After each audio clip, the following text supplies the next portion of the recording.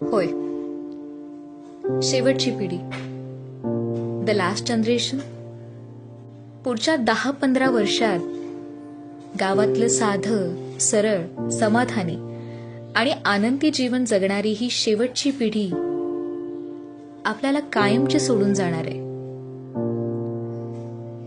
सत्य थोडं कटू आहे, पण तो जो काळ आहे ना,